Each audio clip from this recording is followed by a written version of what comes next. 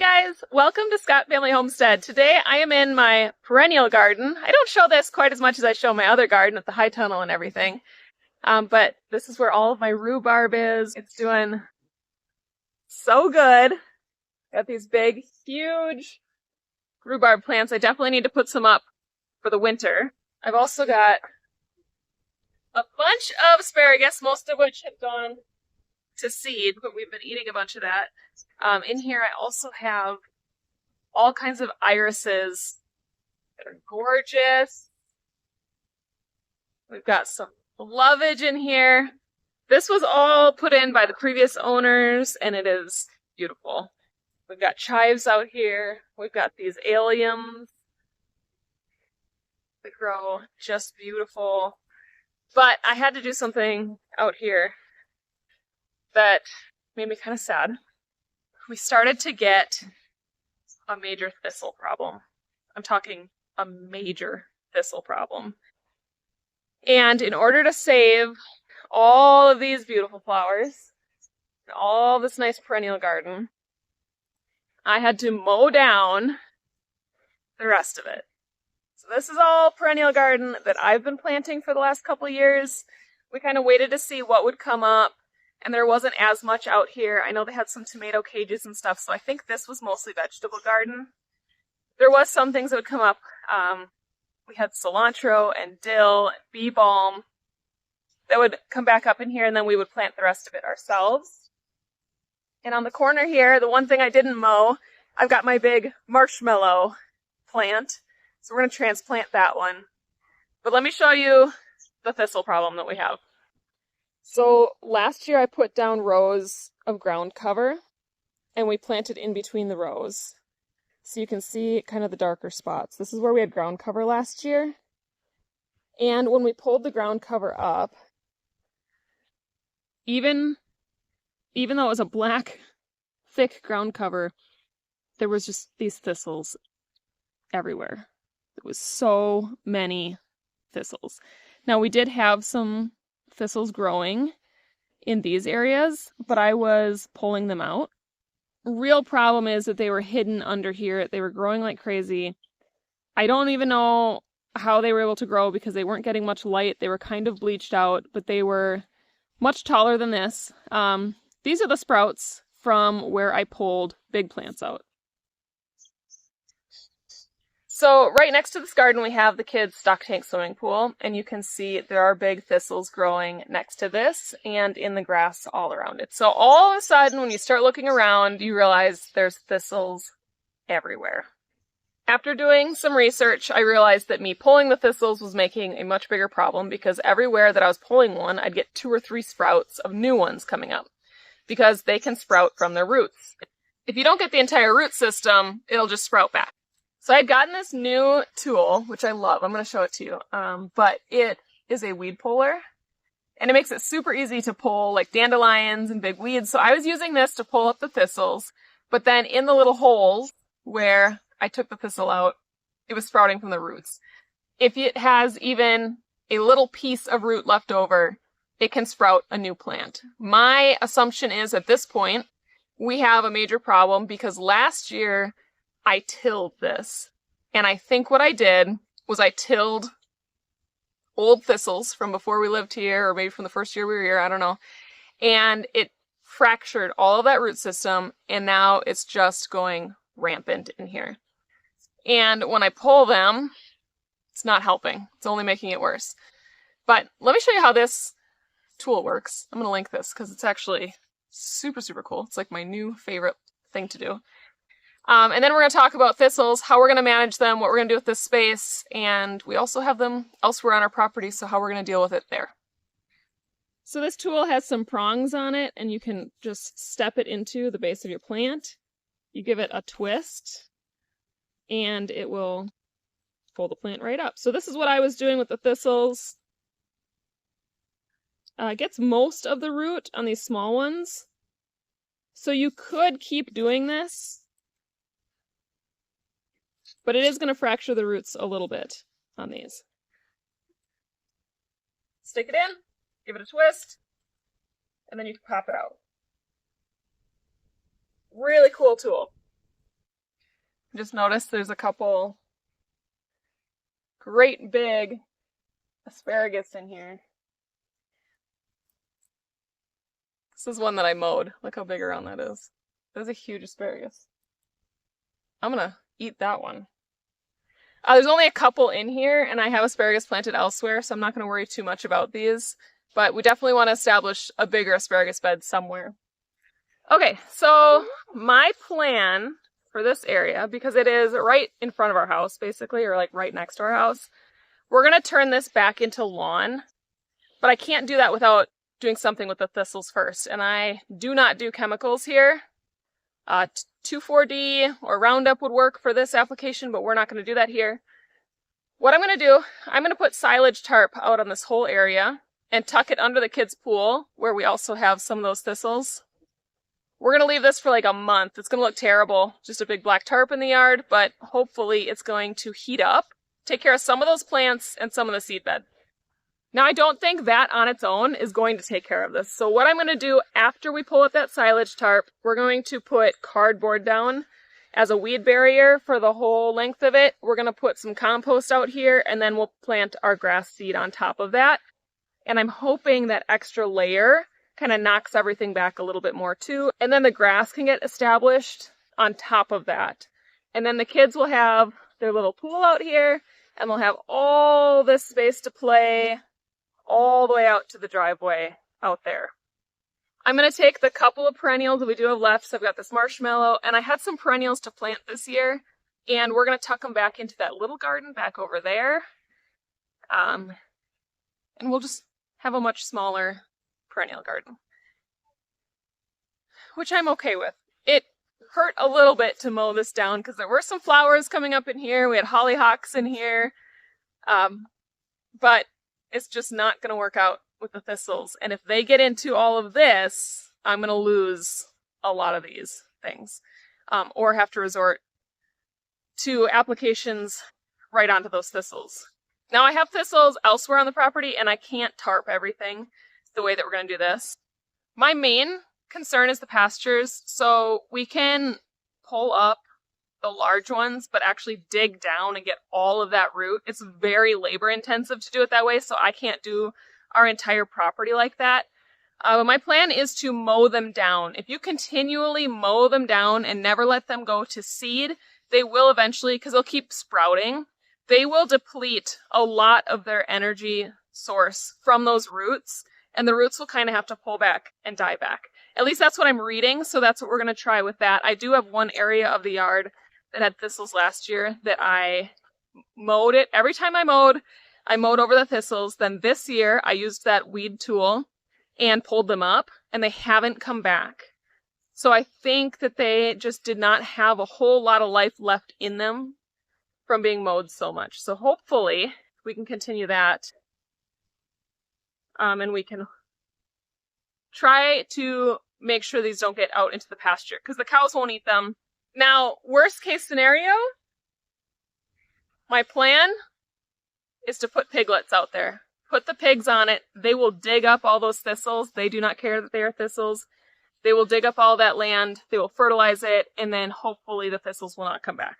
So if it comes down to it, or if they get into our pastures and it becomes a real problem with that, I'm going to use pigs. But hopefully it doesn't come to that. Hopefully we can knock it back, plant a nice lawn out there. I never thought I'd be one to like mow down a garden and turn it into grass. But my gardens are taking up a huge amount of space now, and the kids deserve a place to play. So they're going to get that side yard. Maybe someday we'll get a bigger pool. Right now we just have the stock tank. They love it. They love it. We also have a hot tub so they can go back and forth between the two. But it works for us for now. But here we are in the garden. There's not a whole lot going on out here since my last update. These are the kids' gardens, these smaller ones. Mostly peas right now growing in there. We've got carrots coming up along the back. We've got some squash in here. Everything's just kind of small at the moment. We're in Wisconsin, if you have not followed us before.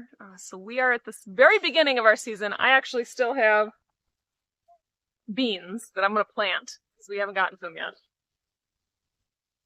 My greenhouse is also not finished. Garlic, though. Garlic is going to start to scape soon. That'll be one of our first larger harvests.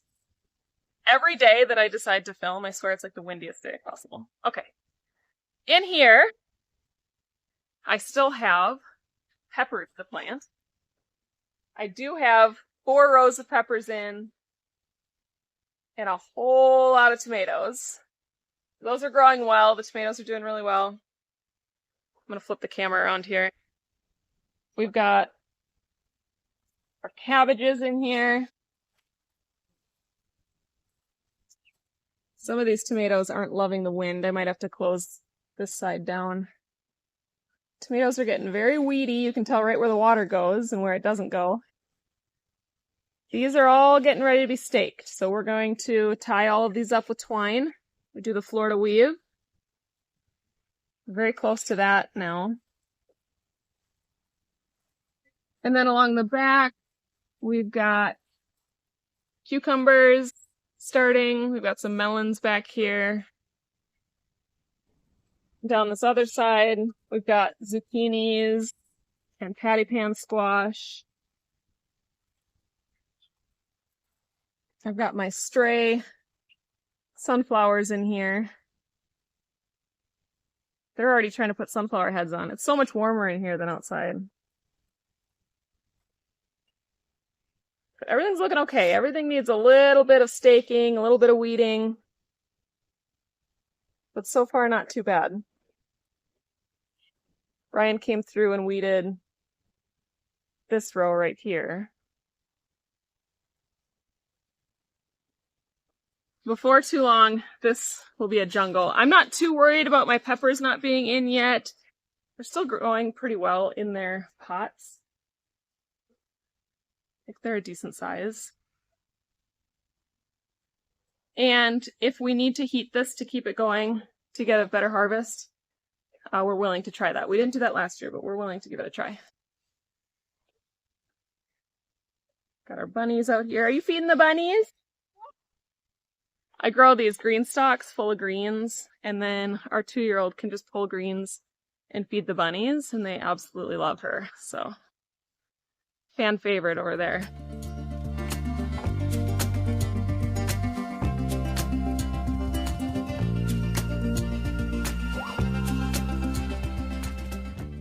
All right, we also have our outdoor garden out here. We've got pumpkin mounds up here that are going to hopefully help with weed suppression between our other rows. We have, I don't even know, like 40 tomatoes out here. I think we have 100 in the high tunnel and another 40 out here. I've got a big open area here. That's where we're going to do the beans today. And then I have a big flower garden started here. We've got rows of zinnias, cosmos, and a great big sunflower field. Lots and lots of sunflowers, and they are all volunteers, so they just come back every year.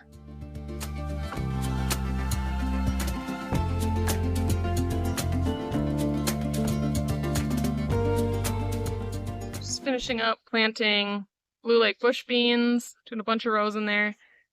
And then my plan is to mulch all of this pretty heavily with just hay, with straw.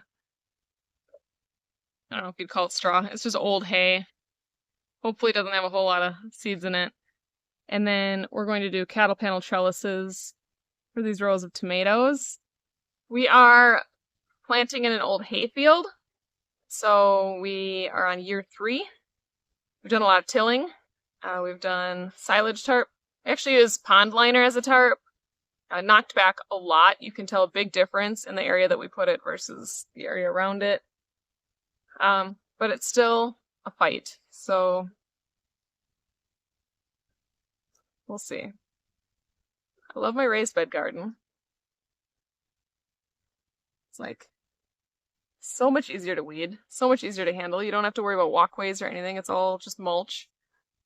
I love the high tunnel. It's very easy to manage. Rows are far enough apart that we can use larger weeding tools or tillers. But this outdoor garden gives me trouble every year. Kind of at the point of where I just want some produce to put up for my family, and I don't care if it's weedy green beans. Just want green beans. We're never going to be a bare dirt garden out here. This is going to be a mess for a little while. That's okay. And then we get into this mess. This is probably my number one priority in the garden, is onions. I have weeded the onions back there. You can see them poking out among all the weeds. That's what this should look like. We've got to get going on the weeds here. So it's still quite weedy in with these onions. My plan is to put hay down in here as well and mulch it, and hopefully it'll knock back, because a lot of this is like little tiny grass that never grows taller than this. I'm not sure what this stuff is, but it like is almost like a ground cover. So we're going through and weeding all of the tall stuff. You can see the difference between this side that we've already done and the side that we have not done. You cannot even find the onions. I did this little area over here. So yeah, my venture into onion farming, we've got like 1,000 onions out here. It's not going super great. We do bulk canning, that sort of thing. We're more about that than pretty aesthetics, and we're in the early stages of this garden, so it's going to be weedy for a while. And yeah, if your garden is weedy already and it's looking like this, you're not alone, and it's okay. Right now, I've got 6 sections of onions out here, and I've got 3 of them weeded, and we're just doing 1 section a day. So they're about maybe 3 feet wide and 12 feet long. Just weed 1 area of it a day. Then we'll come back through and mulch it. And then we'll just try to stay on top of the big stuff and hope we get some onions. We'll see. This is my first year doing a lot of onions. Got the starts from Dixondale Farms, and I have to say, like, they were small, but they looked pretty good. Some of them were pretty dry when we actually got around to planting them. But they are growing really nice big plants. Like, will they bulb up with all these weeds? That's what I'm not sure. So we're gonna do what we can here. Once I get some of the big stuff out, the kids might be able to help me weed, but right now it's actually hard not to pull the tops of the onions off because they are kind of hidden in there. We're just gonna work at this for maybe 20 minutes. You wanna help me? For sure. Let's do like 20 minutes and see what we can get done.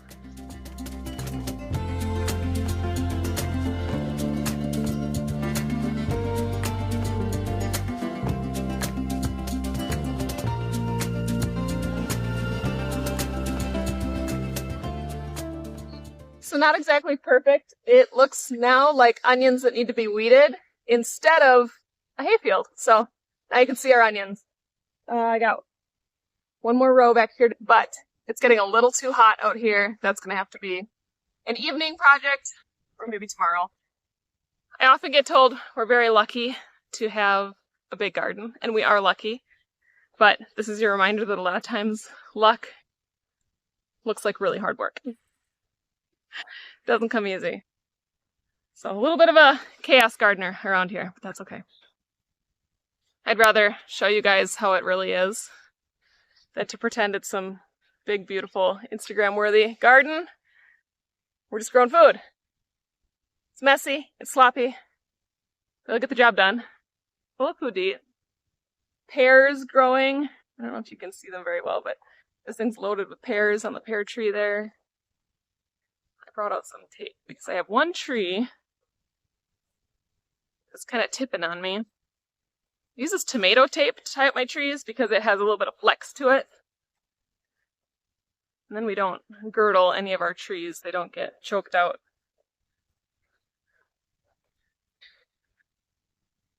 But most of these had just a couple of flowers this year and are not setting fruit. They are still very young. Most of these we planted last year. So with this tree, you can see it's tipping over. So I'm going to tie it up to one of these fence posts, and then hopefully that'll save it.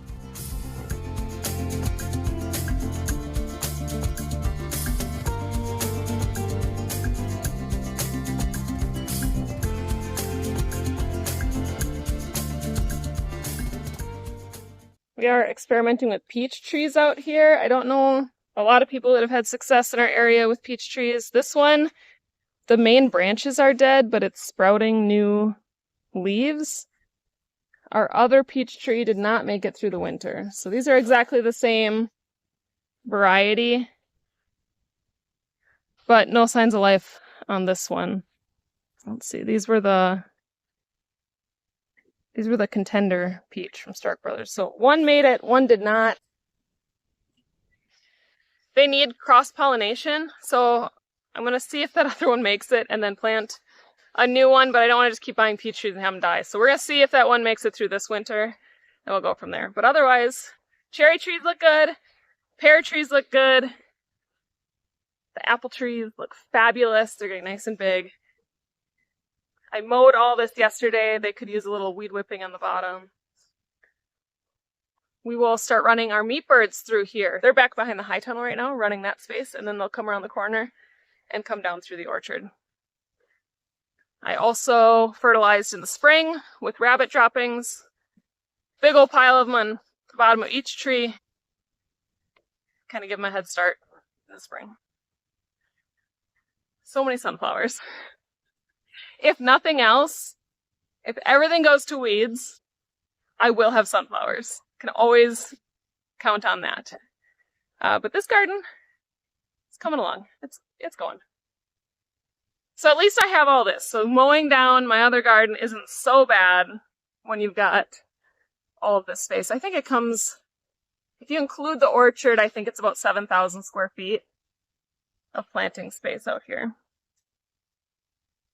We're just slowly expanding every year, adding more blueberries, more strawberries.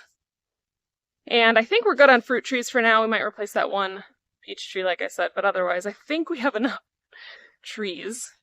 And that's about it. That's about it for the garden. I got some work to do out here. Lots of weeding.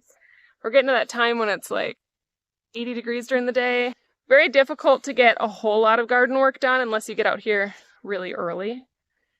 So we still have a beautiful perennial garden here. We still have little patches of perennials around the property that we really love. It's sad to say goodbye to this area. If you have any advice for me for thistles, how do you handle thistles, especially if you don't want to just completely eliminate an area of your garden? Once you get those thistles in your garden, how are you handling them? I'd love to hear. I know some people use a high concentrate of vinegar. That can help.